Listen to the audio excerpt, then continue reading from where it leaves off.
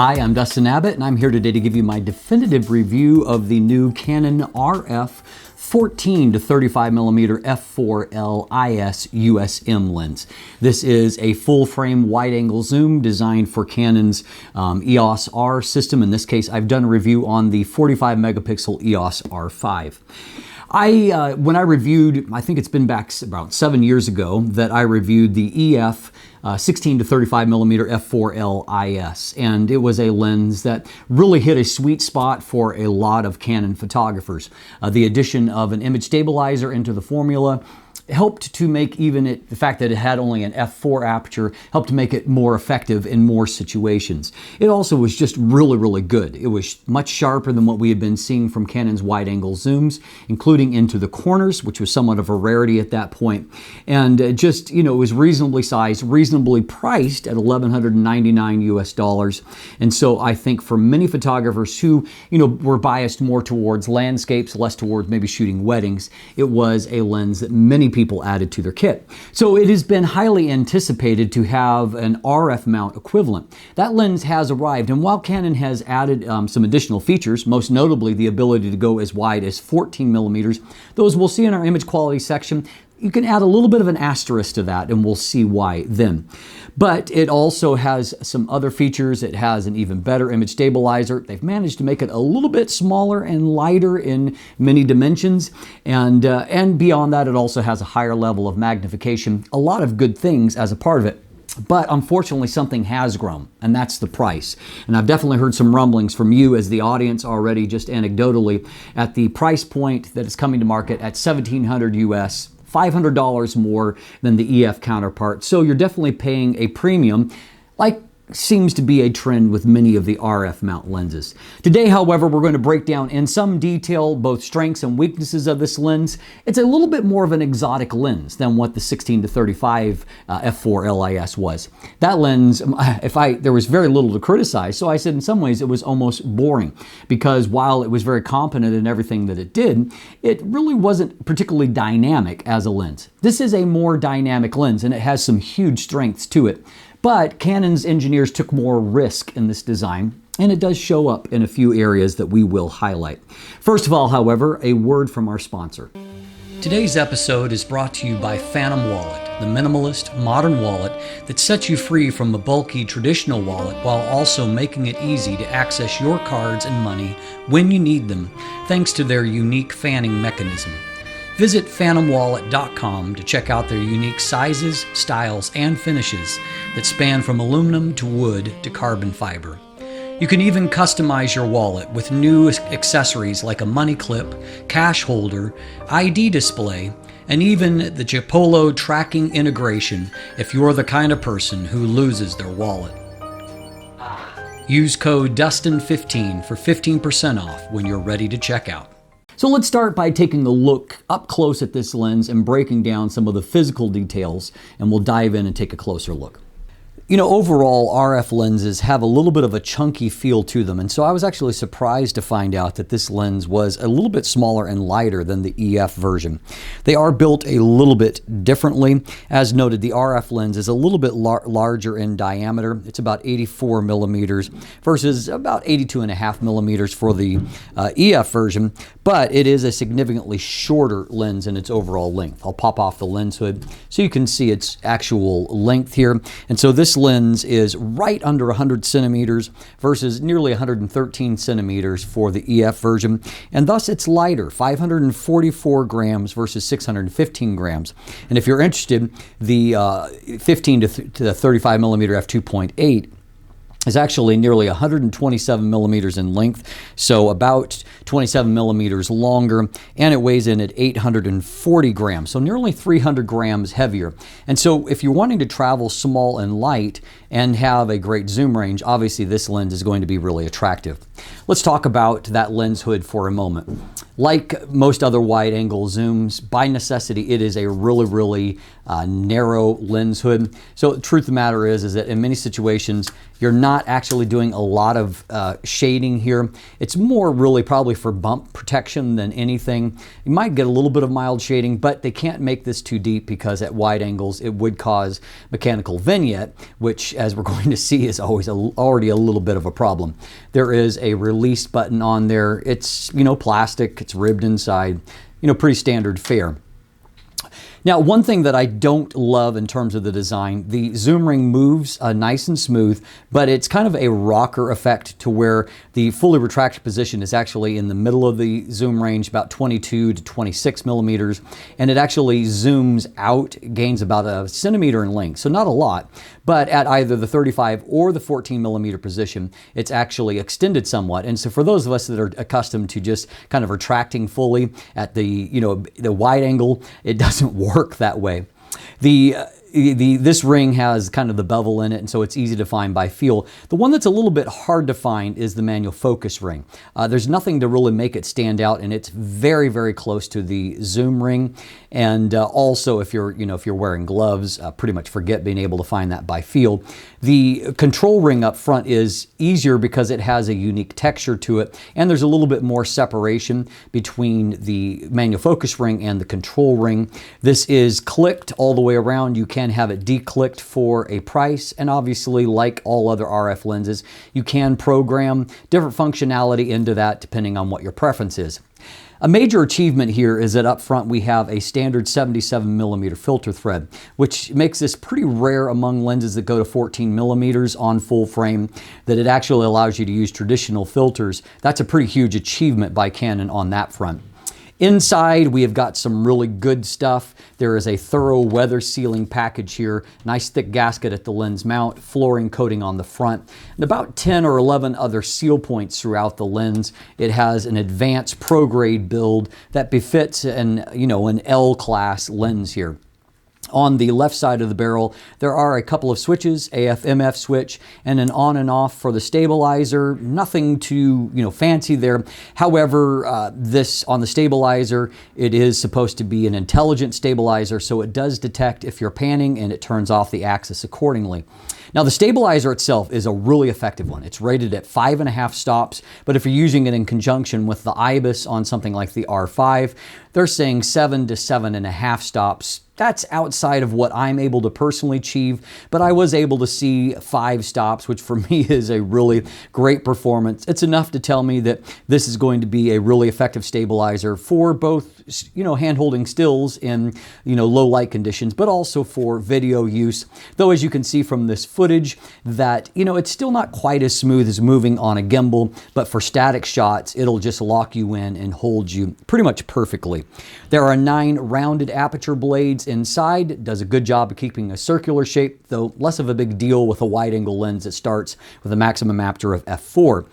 I will also note that we have a much closer minimum focus distance of only 20 centimeters relative to either the 15 to 35 millimeters or the older EF 16 to 35 millimeter, in that those both are 28 centimeters. So you get a lower magnification, 0.21 times to 0.23 times with those. But because you can get closer here, you can get as up to 0.38 times of a magnification. It means you've got about 9 centimeters of working distance, so only out to about here. However, you can get a nice high magnification, and you get a good magnification even if you move back a little bit from that. So overall, some nice features here. I mean, it's a robust made lens, high-level polycarbonates here on the exterior, lots of metal inside, and of course a finish that is proved very resistant over time, and many of these Canon lenses to either fingerprints or scratching. This is a professional grade lens designed for use in difficult environments. The big kind of takeaway to me when it comes to the build and the design there is that I was very pleasantly surprised by the fact that this lens didn't get bigger and that they managed to retain the ability to use traditional screw-in filters, which allowed me to do long exposure shots, using very easily accessed materials, whereas most 14 millimeter lenses, traditional filters are just not really an option. And so you have to have some kind of either rear filter kit, or you have to use a front mount adapter and add on square filters, which gets expensive and cumbersome. To be able to throw on very common 77mm filter there is fantastic. And so kudos to Canon for nailing that. Now on the autofocus front, Canon has utilized what is, to me, my favorite of their current autofocus systems, and that is Nano USM. Nano USM, like the linear motors of some other manufacturers, they tend to be fast, quiet, smooth in operation. All of those things are true here. And autofocus has been very, very good in most all fronts. First of all, when it comes to things like focus pulls, you can see that they are smooth. I noticed them particularly being very nicely damped. And so none of these transitions are abrupt, but very nicely damped, and of course very quiet in operation. Likewise, I found that autofocus in all situations, including, I just talked about using a 10-stop ND filter, I was able to autofocus without even a hesitation. It's not like it hunted or struggled to find focus, but even with 10 stops of dark glass in front of it, it was able to quickly acquire focus. And so a very effective focus system, and out in various usages, situations, I was able to get really good results. My one minor caveat to that is that, as is somewhat common with wide-angle lenses, IAF doesn't work as well. Part of that is just the reality of the fact that an eye occupies a much smaller portion of the frame relative to a telephoto lens, for example, and so you don't get as significant of tracking. Typically, however, that's made up for the fact that depth of field is quite large with a wide angle, and particularly a lens that only has a maximum aperture of f4. And so I found that most of the time it did a fairly good job. For example, this shot of my sons and I, you can see that it achieved very crisp, accurate focus in the shot. But, just a few minutes later, my wife took a picture of my daughter and I together, and though, there's two sets of eyes that are facing the camera, well, we ended up with some front focus because it grabbed kind of the bark of the tree in front of us instead. Not fantastic. And so there was a couple instances I saw of that where focus was missed in what seems often to be the easiest focus scenario of all these days.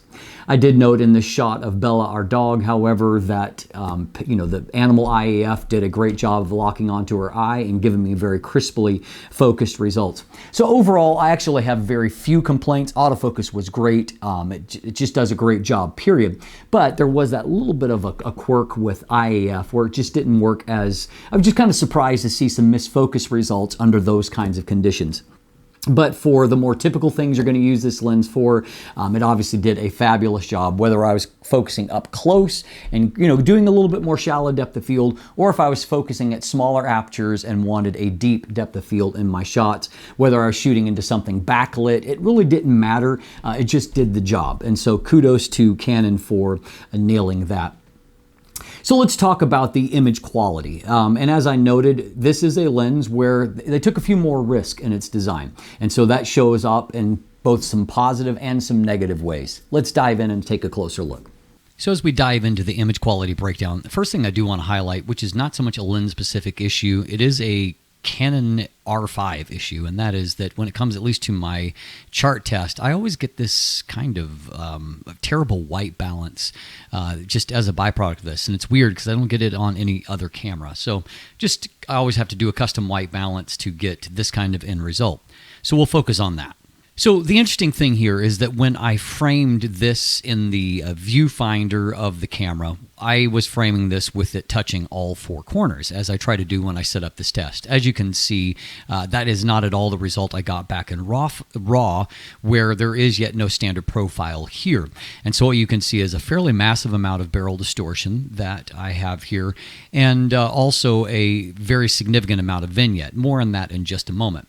Now on the right, you can see that trying to do a manual correction produces only so-so results. There's a kind of a wave pattern, mustache type pattern there. And so I'm obviously going to get a much cleaner result if we use the profile here. And this is for a JPEG, which I took out of camera. It's the same shot, but the JPEG shows just how much correction there is. In fact, let's toggle here for a moment. And you can see this is what the raw file back in post looks like. This is what the JPEG looked like. So obviously Canon is leaving room for a significant amount of correction as a part of this. We can see why if we look at my correction stats here. I had to use a plus 34 to correct the barrel distortion, which is a massive amount. And I also had to pretty much max out the vignette slider to deal with the vignette. Now, that is a little bit more of a complicated discussion. You'll note here, wide open, you can see some like serious darkening of the corners, not just in a minor way. This is f4, but if I go to f5.6, it's still there. f8, it is still there. And so what we have got is actually some mechanical vignetting here where the lens is wide enough pre-corrected that it doesn't actually fully cover the full frame image circle. And so you can see that regardless of what aperture it's using, that doesn't really go away. And that's because that I think Canon's engineers had to really stretch to get this as a 14mm lens. Now that does have some repercussions. On paper, this lens is wider, 14mm to 14 to 35 is wider than the Samyang RF version, 14mm f2.8.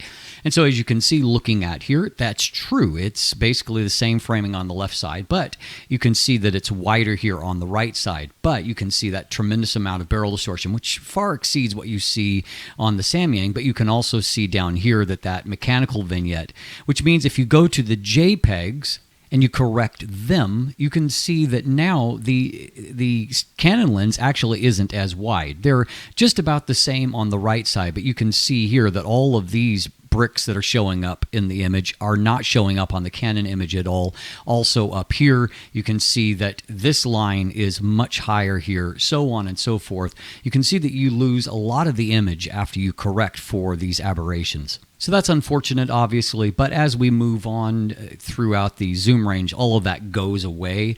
And I think that most of it will get masked by the correction profiles when they arrive, but it is something to bear in mind. Here in the middle of the range, 24mm, you can see that it's basically neutral, very little distortion to correct, none really, and definitely still some fairly heavy vignette, kind of a trademark of Canon wide-angle lenses, but it all corrects just fine. And if we move on to 35mm, we find a little bit of pincushion distortion, not bad to correct, about a -5, and a little bit less vignette, though you can see it penetrates pretty far into the frame, but again, not a major deal there, less than 2 stops there at 35mm. Now, longitudinal chromatic aberrations are often not really a big problem on wide-angle lenses. This lens is a little bit soft up close because it's a little bit softer at 35mm, as we'll see. But you can see there's just a tiny bit of fringing there, and mostly just a little bit of kind of a spherical blur that robs it of a little bit of sharpness there. More important in wide-angle lenses, because there's not really all that many situations where you have a very narrow depth of field, is whether or not you've got lateral chromatic aberrations along the edges of the frame in these transition areas. Fortunately, you can see that they are very, very well corrected. You can also see that this lens is incredibly sharp, which we'll get to in just a moment. And so those aberrations seem to be well controlled. And in fact, if we look here, like on a chart with the black and white transitions, I'm not seeing a lot of lateral chromatic aberration showing up there. That's good news. So let's take a look at resolution and contrast. First of all, as I began to check these results, I thought, wow, this is a lot sharper than what I remember the 15 to 35mm f2.8L being. And sure enough, when I went back to compare, I definitely saw sharper results with this lens. And when I went to look at the MTF charts, as you can see here, they also show that not only is this lens significantly sharper than the EF 16 to 35 f4L IS, it's also considerably sharper than the 15 to 35mm. And so if we come to our chart, we can see on a 45 megapixel sensor, EOS R5, this is a 200% magnification. In the center of the frame, things are just awesome. Just a very mild uptick in contrast at f5.6. The mid frame looks exceptionally good. And if we look all the way down into the corner, we can see that the result here is excellent and gets just a little bit better at f5.6. Stopping down to f8 gives us just a little bit more, but already this lens is incredibly sharp at 14mm across the frame. If we move on to 20mm, we find that in the center of the frame, things remain really, really excellent, as you can see here. that there's just a really nice amount of sharpness and contrast. Pretty similar to what we saw at 14 millimeters. Mid-frame looks excellent, and even better at f5.6, and down into the corner, a very, very crisp result. That's just an awesome result. And in some ways, it's a little bit better because you're not having to correct for the distortion, and that just gives you a cleaner result going out into the corners. Now, in the center of the frame at 24 millimeters, this is very close to being the best that we've seen thus far. It is just, pretty much perfect. Very, very high resolution. Mid-frame, exceptionally good, as you can see. And then looking down into the corners are also awesome. Not quite as good at the very, very extreme last degree as what we saw at 20 millimeters, but it's arguably sharper at the other parts in the frame at 24 millimeters. And so, a very, very strong performance. If you stop on down to f8 here, you get just a little bit extra in the corner. And so if you want to maximize your potential in the middle of the frame, f8 seems to be the sweet spot. Now at 28 millimeters in the center of the frame, we also have a great looking end result. Even better, stop down to f5.6. Very, very sharp there. Mid-frame is looking good at f4, excellent at f5.6. And if we look down into the corners as the trend we saw at 24 millimeters, just a little bit softer and a little bit increasing contrast, but you can see acuity is still down even at f5.6. I recommend stopping on down to f8 for your landscape shots because you can see you're just getting the maximum potential across the frame all the way out into the corners.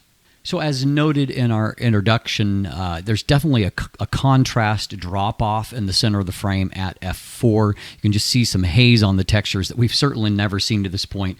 There's actually a pretty significant improvement in contrast in the center of the frame. If you go down to f5.6, you can see that it actually looks pretty good. You can see the same issue here mid-frame, and it also looks a little bit better stopping down to f5.6. However, if you go into the corner and edge acuity just is never really as good as it is anywhere else in the range. You mostly make up for things at f5.6 at other parts in the frame, but as we can see here, even if we go on down to f8, it's really not excellent. And if we look at other spots, this is obviously considerably better looking here, and looking up in this corner, you can just see the extreme corners themselves are just never awesome. You go a little bit off that axis and it looks fairly decent. Let's look at Sir Winston for a moment. He's looking pretty great here at f5.6 and f8, but it just doesn't extend right out to the extreme corners. Now, unfortunately, that does impact you a bit with your minimum focus distance. As noted, we have a very high magnification here, but unfortunately, it is marred a bit by the fact that, our contrast is really not great. You can see there's actually a fair amount of detail there, but contrast is just kind of weak here. You might want to try to stop down to f5.6 to improve that. Here's a real-world case in point. You can see that at minimum focus here, and this is getting really close, high magnification for sure, but you can see that, there's a little bit of haze on the texture that keeps it from being super sharp. The trade-off, though, is that at 35 millimeters, the bokeh quality is quite nice for a wide-angle lens. In this case, with kind of a better lighting, a more appealing setting, you can see that I actually got really good looking contrast there. A little bit further away, not trying to get as high of magnification. So if you move back a little bit, I think you can improve your results a bit. On the wide end, your magnification isn't nearly as high here, obviously. Same scene as what we saw at 35 millimeters, but you can see contrast is just worlds away better here at this point. And, bokeh quality, everything still looks, nice and round. And so overall, it's busier, obviously, doesn't have the same compression, but still looks pretty decent. I do enjoy the creative storytelling opportunities being able to get close with a wide-angle lens gives you, and so I'm certainly glad to have that increased magnification. Like most Canon lenses and Canon sensors, color rendition is really a strength for the lens. And so we've got a beautifully sharp lens here that also gives us really gorgeous colors. And, here's another shot that just shows off just beautiful, beautiful color rendition. And even in kind of less exotic settings, even here, just a hike in the woods in later autumn, you can see that colors look really, really great. And got to love the use at your own risk kind of sign.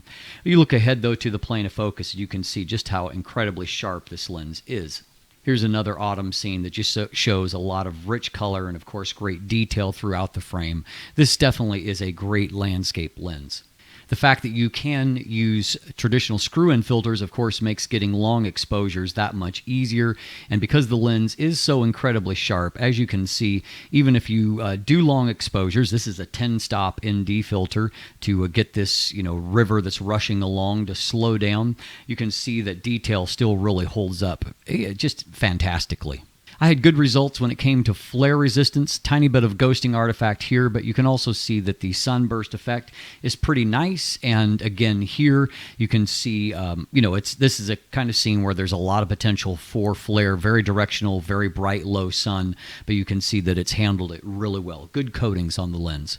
Finally, when it comes to coma performance, a lens like this at f4 is not going to be a top choice for shooting the night sky, but what you've got is a very sharp lens with low aberrations, and so as a byproduct, there's a little bit of stretching towards the edges of the frame, but very little instances truly of coma. I see a little bit up in here, but not too bad really, and so if you're under ideal conditions, the only real downside here is the heavy vignette, which kind of makes for uneven lighting in the sky. It's a little bit hard to correct for in this kind of setting, and so you see it's not perfect here. But overall, I think that if you figured out how to counteract all of that, you might as well use it for shooting the night sky if you have nothing better on hand. So overall, a little bit of up and down, but my sum conclusion is that this is an extremely sharp lens, beautiful color, great contrast. It's going to make for a very nice landscape lens, if not a great architectural one. So yes, at 14 millimeters, there's some quirks there. That mechanical vignette, more barrel distortion than what I would like to see. It's also incredibly sharp at 14 millimeters. And frankly, if you're shooting landscapes, you're probably not going to see those quirks very much. And also, if you're shooting JPEGs, you don't see them at all. If you're shooting video, you don't see them. And of course, very soon, this is a brand new lens, but very shortly, we will see correction profiles and editing software like Adobe Lightroom that I just used. And so when that's there, those flaws are going to be corrected for. But this is a lens that does require some software intervention to really give you top-rated results. And that's a little bit surprising at a professional grade lens. It's priced at $1,700 US or $2,250 here in Canada.